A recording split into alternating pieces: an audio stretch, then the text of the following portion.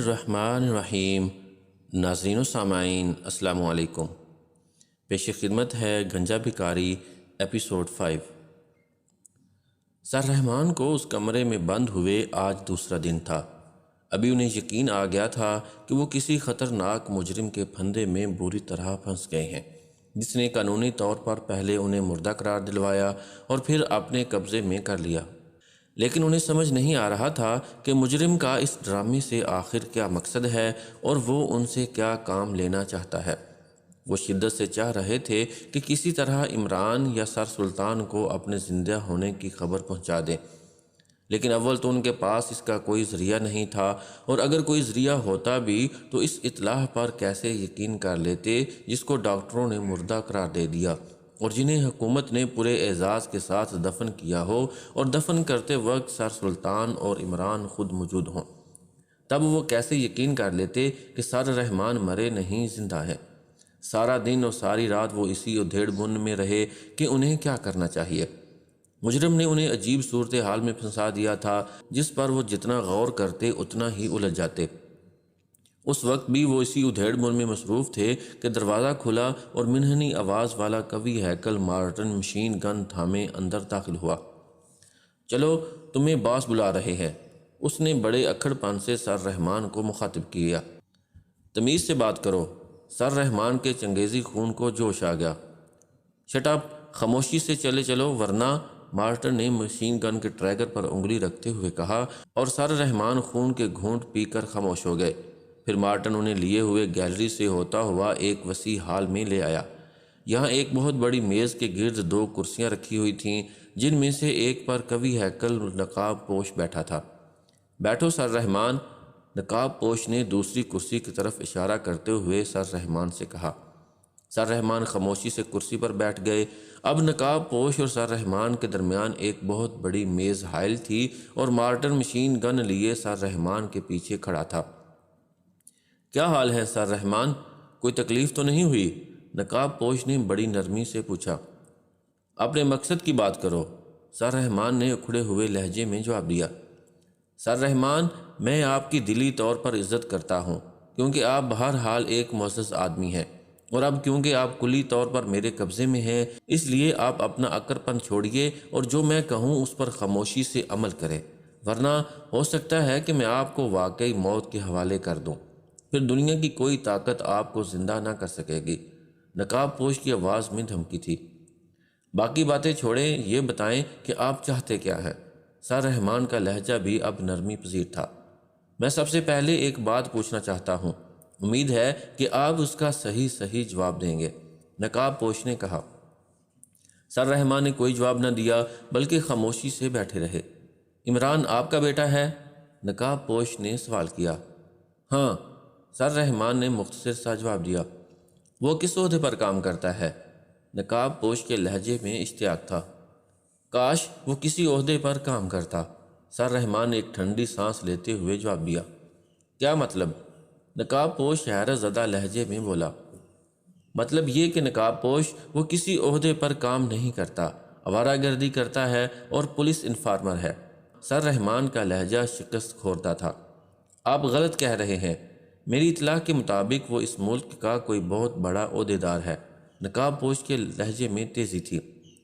نہیں، یہ جھوٹ ہے، میں نے اس کی آوارہ گردگی سے مجبور ہو کر اسے گھر سے نکال دیا تھا۔ میں تو چاہتا تھا کہ وہ کوئی اچھا عہدہ سنبھال کر میرا نام روشن کرے، مگر سر رحمان نے فکرہ نامکمل چھوڑ دیا۔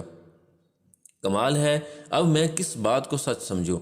آپ کہہ رہے ہیں کہ وہ صرف پولیس انفارمر ہے، اور مجھے اطلاع ملی ہے کہ وہ کوئی بہت بڑا عہدیدار ہے۔ میری اطلاع بھی سچی ہے، اور آپ کا چہرہ بھی بتلا رہا ہے کہ آپ جھوٹ نہیں بول رہے۔ نقاب پوش کا لہجہ عجیب سا تھا۔ آپ کا اصل مقصد کیا ہے وہ بتلائیں، بلکہ بہتر یہ ہے کہ پہلے آپ اپنا تعارف کرا دیں تاکہ میں صورتحال کو سمجھ سکوں۔ سر رحمان اب ماحول سے سمجھوتا کر چکے تھے۔ فی الحال میں اپنے متعلق کچھ نہیں بتا سکتا، اور آپ بھی اس پر اصرار نہ کریں۔ دوسری بات یہ ہے کہ عمران سے میں ملنا چاہتا ہوں، نقاب پوش نے جواب دیتے ہوئے کہا۔ کیوں؟ سر رحمان نے بے اختیار پوچھا۔ یہ بھی نہیں بتا سکتا، نقاب پوش بولا۔ پھر تم کیا بتا سکتے ہو؟ سر رحمان کو پھر غصہ آ گیا۔ صرف اتنا کہ میں عمران سے ملنا چاہتا ہوں۔ نقاب پوش نے اسی طرح دھیمے لہجے میں جواب دیا۔ پھر اتنا لمبر چکر چلانے کی کیا ضرورت تھی؟ اس کے فلیٹ پر چلے جاتے اور مل لیتے۔ سر رحمان جھنجھلا گئے۔ آپ کو یہاں لانے کا مقصد کچھ اور ہے۔ عمران کی بات تو میں ویسے ہی کر رہا تھا، باقی اب عمران کافی دن ہوئے فلیٹ سے غائب ہے، نقاب پوش نے کہا۔ میرے یہاں لانے کا کیا مقصد ہے؟ سر رحمان نے اس کی باقی بات نظر انداز کرتے ہوئے سوال کیا۔ صرف اتنا کہ اگر کسی وقت عمران سے ٹکراؤ ہو جائے اور حالات ہمارے خلاف ہو جائیں تو ہم آپ کی زندگی کا سودا کر کے اس سے اپنی بات منوا سکیں، نقاب پوش نے وضاحت کرتے ہوئے کہا۔ تم عمران سے اتنے خوفزدہ کیوں ہو؟ سر رحمان کے لہجے میں قدرے مسرت جھلک رہی تھی۔ انہیں واقعی اتنے بڑے مجرم کو عمران سے خوف زدہ دیکھ کر دلی مسرت ہو رہی تھی۔ میں خوف زدہ نہیں ہوں، بلکہ میں اپنے کمزور سے کمزور دشمن کو بھی نظر انداز نہیں کرتا۔ یہ میری فطرت ہے اور اسی وجہ سے آج تک کسی مشن میں ناکام نہیں ہوا، نقاب پوش نے بتلایا۔ تمہارا اس ملک میں کیا مشن ہے؟ سر رحمان نے سوال کیا۔ آپ کو کیسے علم ہوا کہ میں غیر ملکی ہوں؟ نقاب پوش نے سوال کیا۔ کیوں بچوں جیسی باتیں کر رہے ہو؟ کیا تم مجھے بے وقوف سمجھتے ہو کہ میں تمہارے لہجے سے اتنا بھی پتہ نہ چلا سکوں کہ تم مقامی ہو یا غیر ملکی؟ سر رحمان نے برا سا منہ بناتے ہوئے جواب دیا۔ میں بھول گیا تھا کہ آپ کوئی عام آدمی نہیں بلکہ انٹیلیجنس کے ڈائریکٹر تھے، نقاب پوش نے لفظ تھے پر خاص طور پر زور دیتے ہوئے کہا۔ تم نے اپنا مشن نہیں بتایا، سر رحمان نے دوبارہ اصل موضوع پر آتے ہوئے پوچھا۔ اب آپ نے بچوں والی بات کہہ دی ہے، آپ نے کیسے یہ تصور کر لیا کہ میں آپ کو اپنا مشن بتا دوں گا؟ نقاب پوش نے جواب دیا۔ اس لیے کہ بقول تمہارے اب میں تمہارے قبضہ میں ہوں، سر رحمان نے جواب دیا۔ آپ کو میں پہلے ہی بتا چکا ہوں کہ میں کمزور سے کمزور دشمن کو بھی نظر انداز نہیں کرتا، اور آپ بہرحال دشمن ہیں، دوست نہیں، نقاب پوش نے کہا، اور سر رحمان خاموش ہو گئے۔ چند لمحے تک خاموشی طاری رہی، پھر نقاب پوش نے مارٹن کو جو سر رحمان کی پشت پر مشین گن تھامے خاموشی سے کھڑا تھا مخاطب کیا۔ مارٹن، ٹیلی فون یہاں لے آؤ، نقاب پوش نے کہا، اور اس کے ساتھ ہی نقاب پوش نے جیب سے ریوالور نکال کر ہاتھ میں لے لیا، کیونکہ وہ نہیں چاہتا تھا کہ مارٹن کے ایک طرف ہٹتے ہی سر رحمان کوئی حرکت کرے۔ مارٹن نے کمرے کے کونے میں رکھی ہوئی ایک میز پر سے ٹیلی فون سیٹ اٹھایا اور لا کر نقاب پوش کے سامنے رکھ دیا اور دوبارہ وہی پہلے والی پوزیشن اختیار کر لی۔ نقاب پوش نے ریوالور دوبارہ جیب میں رکھ لیا اور پھر ریسیور اٹھا کر نمبر ڈائل کرنے شروع کر دیے۔ سر رحمان کی طرف چونکہ ٹیلی فون سیٹ کی پشت تھی، اس لیے وہ نہیں دیکھ سکے کہ نقاب پوش نے کس کے نمبر ڈائل کیے ہیں، اور پھر نمبر ڈائل کر کے نقاب پوش نے ریسیور کانوں سے لگا لیا۔ ہیلو، کون بول رہا ہے؟ رابطہ قائم ہوتے ہی نقاب پوش نے پوچھا۔ میں سلیمان بول رہا ہوں، دوسری طرف سے سلیمان کی آواز آئی۔ عمران کہاں ہے؟ نقاب پوش نے پوچھا۔ میری جیب میں ہے، فرمائیے، سلیمان نے بڑی سنجیدگی سے جواب دیا۔ شٹ اپ، تمیز سے بات کرو، نقاب پوش کو غصہ آ گیا۔ تو آپ تمیز صاحب کو بلا لیں، میں ان سے بات کر لیتا ہوں، سلیمان باز نہیں آیا۔ تم شرافت سے بات نہیں کرو گے بدتمیز، نقاب پوش غصے میں دھاڑا۔ اب بتاؤ میں کیا کروں؟ کبھی تم کہتے ہو تمیز صاحب سے بات کرو اور کبھی کہتے ہو شرافت صاحب سے بات کرو، سلیمان نے کہا، اس کا لہجہ بدستور معنی خیز تھا۔ میں تمہارا بندوبست کرتا ہوں، نقاب پوش نے بے بس ہو کر کہا، اور پھر ایک جھٹکے سے ریسیور رکھ دیا۔ نقاب پوش ایک لمحے تک خاموش بیٹھا رہا، شاید غصہ ضبط کر رہا تھا، پھر اس نے مارٹن کو حکم دیا۔ مارٹن، سر رحمان کو روم نمبر 3 میں لے جاؤ۔ نقاب پوش کا لہجہ اب تک غضبناک تھا۔ سر رحمان خاموشی سے اٹھ کھڑے ہوئے اور پھر مارٹن انہیں روم نمبر 3 تک پہنچایا۔ کرفیو ہٹنے کے 1 گھنٹہ بعد دارالحکومت میں ایک بہت بڑا جلوس حکومت کے خلاف نکلا، جس کی رہنمائی ایک مشہور سیاسی پارٹی کے صدر کر رہے تھے، اور پھر اس جلوس کا تصادم پولیس سے ہو گیا اور اس کے ساتھ ہی دارالحکومت میں آتش زنی اور لوٹ مار کی وارداتوں میں گھر گیا۔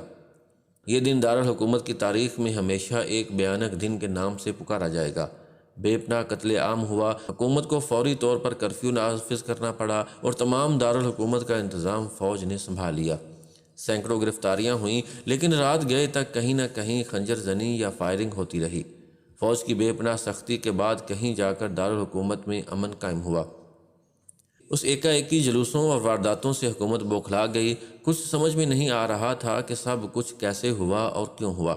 اس تصادم کی اطلاع جب دوسرے شہروں میں پہنچی تو وہاں بھی ماحول میں کشیدگی پیدا ہو گئی۔ اس اچانک واقع ہونے والے فسادات پر ایک سراسیمگی پھیلی ہوئی تھی اور صدر مملکت نے فوری طور پر کابینہ اور اعلیٰ سرکاری افسروں کی میٹنگ طلب کر لی۔ اس میٹنگ میں دارالحکومت کی صورتحال پر غور کیا گیا۔ آخر یہی فیصلہ ہوا کہ صدر مملکت فوری طور پر قوم سے خطاب کریں اور صورتحال کی وضاحت کریں تاکہ بکھرے ہوئے عوام کچھ سکون پذیر ہو جائیں، ورنہ ہو سکتا ہے کہ عوام اس ملک کی اینٹ سے اینٹ بجا دیں۔ تمام انٹیلیجنس کے سربراہوں کو مطلع کر دیا گیا تھا کہ وہ صورتحال پر کڑی نظر رکھیں اور ان فسادات اور شورشوں کی جڑ تلاش کریں۔ اس میٹنگ میں بلیک زیرو بھی بطور ایگزیکٹو شامل تھا۔ صدر مملکت نے خصوصی طور پر ایگزیکٹو کو حکم دیا کہ وہ ملک دشمن عناصر کو فوراً منظر عام پر لے آئے۔ ایگزیکٹو نے اس بات کا وعدہ کیا اور پھر یہ میٹنگ برخاست ہو گئی۔ صدر مملکت نے قوم سے خطاب کیا اور ان فسادات کی تمام تر ذمہ داری غیر ملکی جاسوسوں اور ملک دشمن عناصر پر ڈال دی اور اپیل کی کہ انہیں منظر عام پر لے آنے کے لیے حکومت سے تعاون کریں۔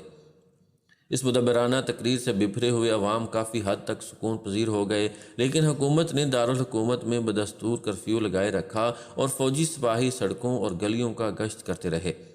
بلیک زیرو میٹنگ سے فارغ ہو کر سیدھا دانش منزل میں گیا۔ وہ اس وقت دانش منزل کے آپریشن روم میں بیٹھا گہری سوچ میں غرق تھا۔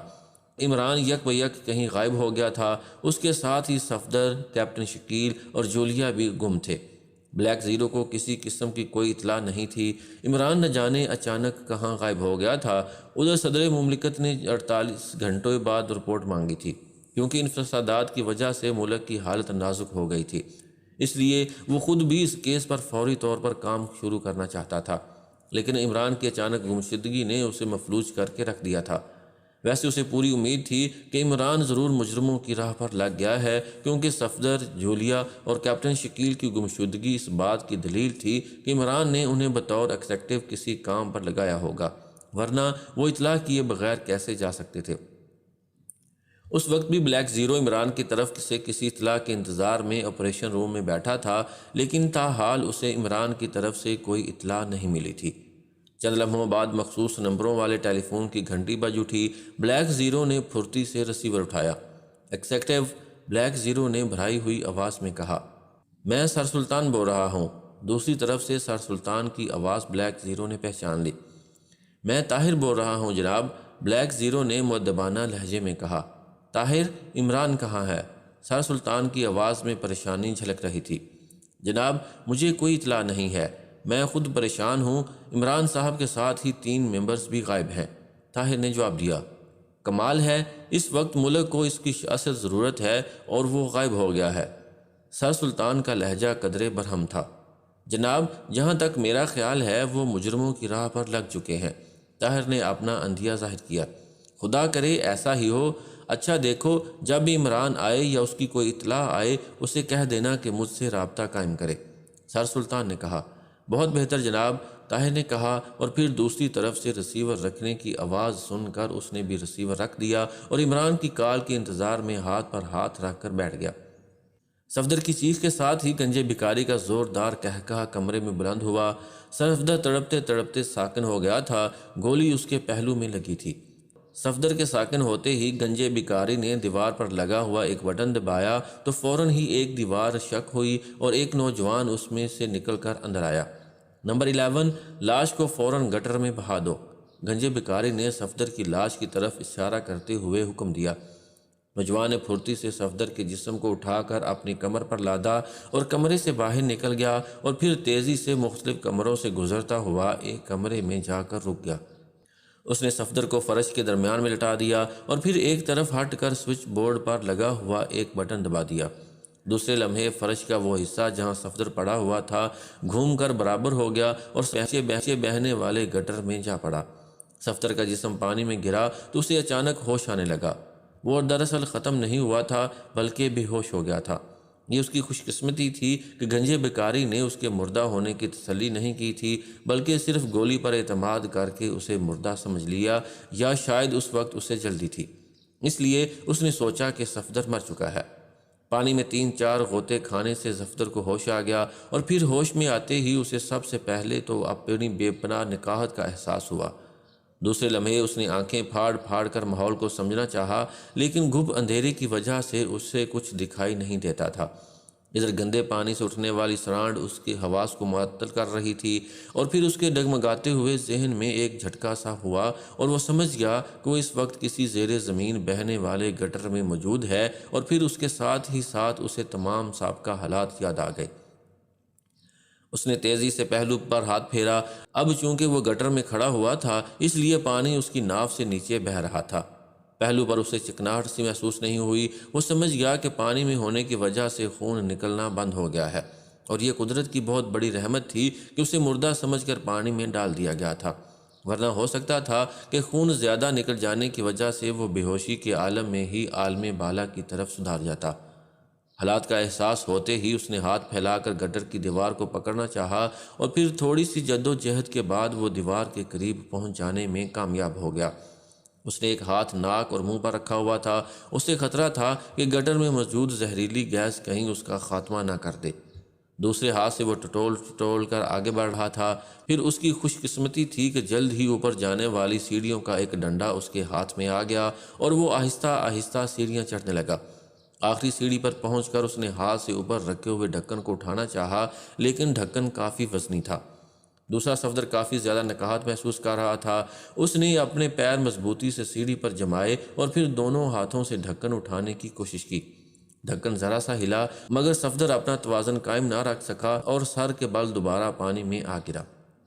پھر ایک آدھ گھوتا کھانے کے بعد دوبارہ سنبھلا، اور ایک بار پھر سیڑھیاں چڑھنے لگا۔ ڈھکن کے قریب پہنچ کر اس نے سر بھی ڈھکن کے ساتھ ٹکایا، اور پھر سر کے ساتھ ساتھ دونوں ہاتھوں سے بھی ڈھکن اٹھانے کے لیے زور لگایا۔ ایک جھٹکا لگا، اور پھر وزنی ڈھکن الٹ کر دوسری طرف جا گرا۔ صفدر ایک بار پھر توازن بگڑنے کی وجہ سے نیچے گرتے گرتے بچا تھا، اور اس نے پھرتی سے سیڑھی کے ڈنڈے کو پکڑ لیا تھا۔ تازہ ہوا اندر آنے کی وجہ سے صفدر کو اپنے جسم میں تازگی اور نئی طاقت کا احساس ہوا، اور وہ دوسرے لمحے وہ اس ڈھکن کے سوراخ سے ہوتا ہوا باہر نکل آیا۔ زور لگانے کی وجہ سے صفدر پر نکاحت کا شدید حملہ ہوا تھا، اور اس کے ساتھ ہی اس کے پہلو سے دوبارہ خون نکلنا شروع ہو گیا تھا۔ اس لیے وہ چند لمحے تک سوراخ کے قریب زمین پر لیٹا لمبے لمبے سانس لیتا رہا۔ اس نے اپنا ایک ہاتھ اس پہلو پر رکھا ہوا تھا جہاں گولی لگی ہوئی تھی۔ چند لمحے بعد وہ گرتا پڑتا ہوا اٹھا اور آگے بڑھنے لگا۔ یہ ایک گلی تھی، اور اس وقت گلی بالکل سنسان پڑی تھی۔ وہ آہستہ آہستہ گلی طے کرنے لگا۔